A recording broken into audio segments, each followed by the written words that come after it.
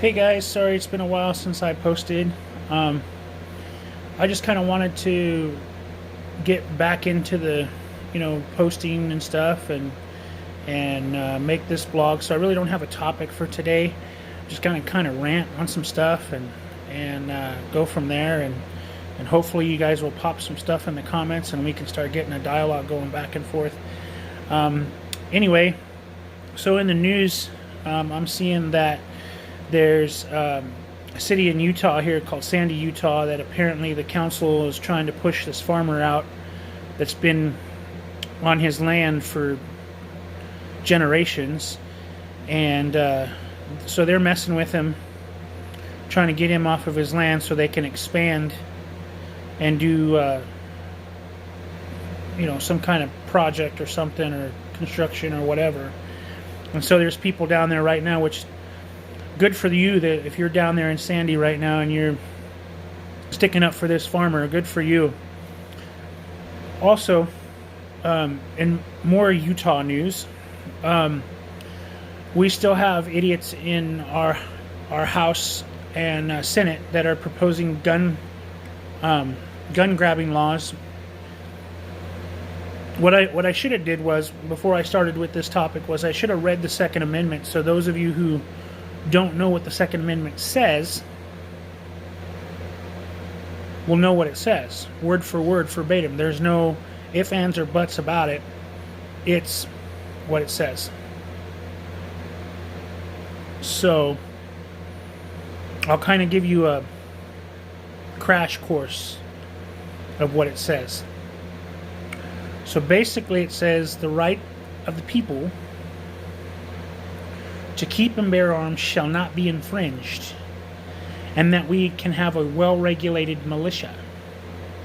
Okay, well, keep in mind that that's not verbatim. That's pretty much what it says. The militia thing, we should have a militia. I'm sorry to say that. You might say that I'm a traitor, whatever. No, we should have a militia of citizens that, I'm telling you, every time I post something, this phone goes off. I'm telling you. Anyway, we should have a militia of citizens that know how to use and possess firearms, that know, general militaristic tactics and so on, and that should be, technically it should be a third line of defense. And the third line of defense, because I'm considering the National Guard the second line of defense, and the military, the regular active military, the first line of defense. So that's where my brain's going. So it should be a third line of defense, to be honest with you. And that buzzing in the back, by the way, is my fan, and I won't turn that off. If that bothers you, I'm sorry. It's pretty stuffy in my bedroom here, so. But we should have a militia. We should have one, and it should be, handled very similar to a paramilitary organization. Moving on from that, the right of the people to keep and bear arms shall not be infringed. That is a very powerful statement. That statement says that we can have guns, whether it's a musket or an AR-15. The AR-15 is this generation's musket. Okay?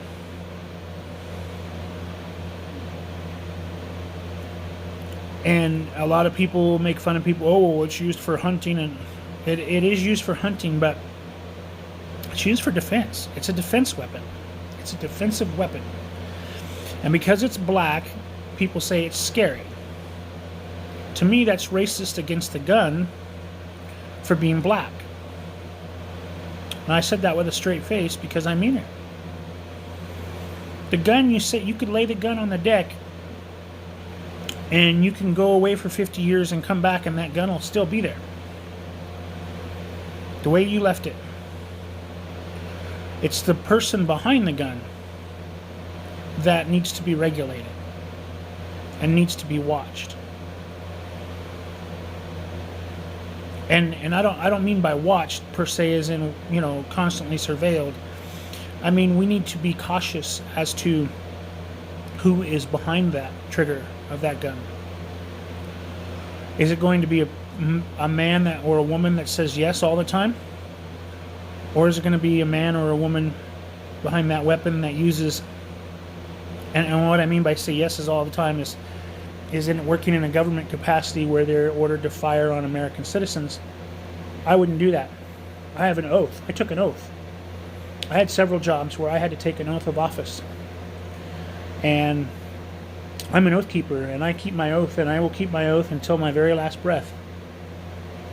And then I can't keep it no more. And that was to protect and defend the citizens of the country, state, and localities that I live in, and the Constitution. And we're talking about one of the amendments of the Constitution, which is the Second Amendment. And to me, the Second Amendment, even though it's second on the list of the rights, it's the last line of defense against a tyrannical government. And I'm sorry, man, but some of the stuff that I'm seeing on this TV scaring the crap out of me. A socialist running for president, and he's got a following like a rock star. I mean, what the heck is going on? To me, that should be a mob crowd out to lynch him for being a socialist. I mean, maybe that's a little extreme, but I mean, it's backwards. I've worked most of my life. I'm in my mid-40s. I have medical issues that make it so I can't work anymore.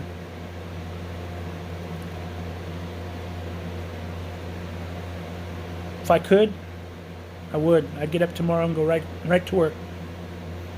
Finish where I left off. But I can't. So this is my way of still contributing to our cause of liberty and freedom. Shall not be infringed is a very powerful statement. No, you cannot take my guns.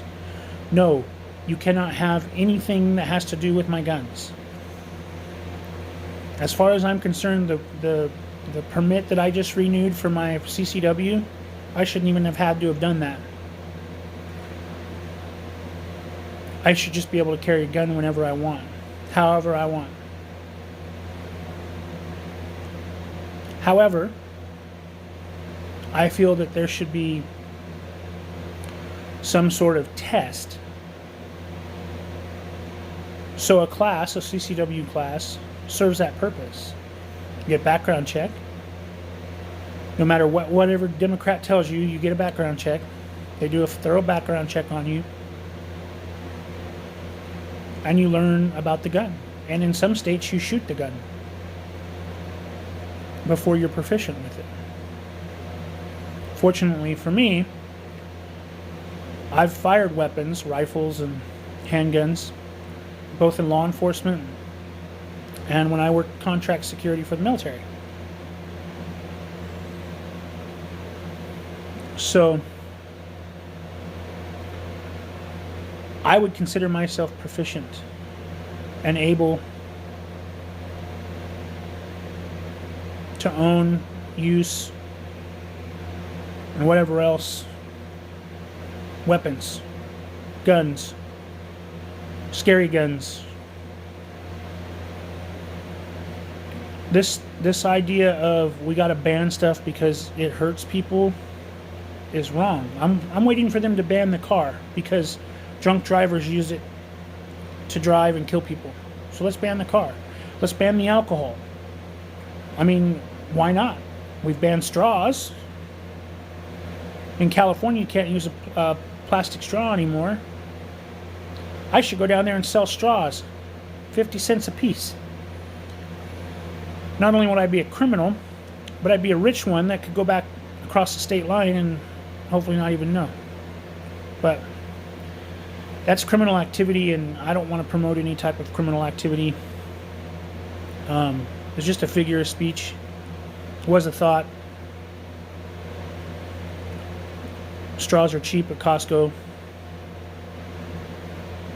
If you get any ideas, I want 10%. Anyway. Well, I'm going to make this short. Just remember, shall not be infringed. That means it stops there. You can have your gun. You can use your gun to defend your family, your neighbor, your property, your life. You can do it. Why? Because many people have shed blood for you to be able to do it. And because the Constitution says so. And that trumps, no pun intended, that trumps everything.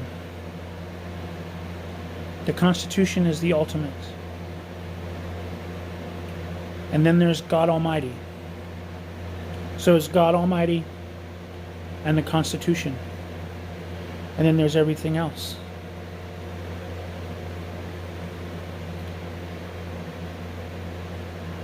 And the framers of our Constitution were inspired by God.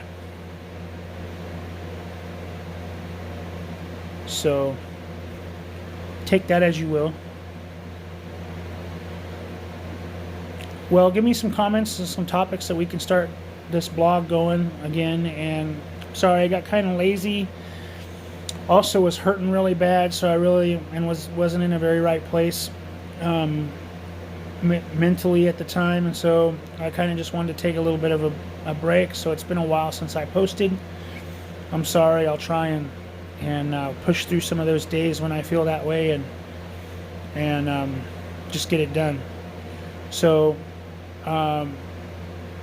please be safe, be vigilant, and be diligent of your rights and your freedoms. Bye for now.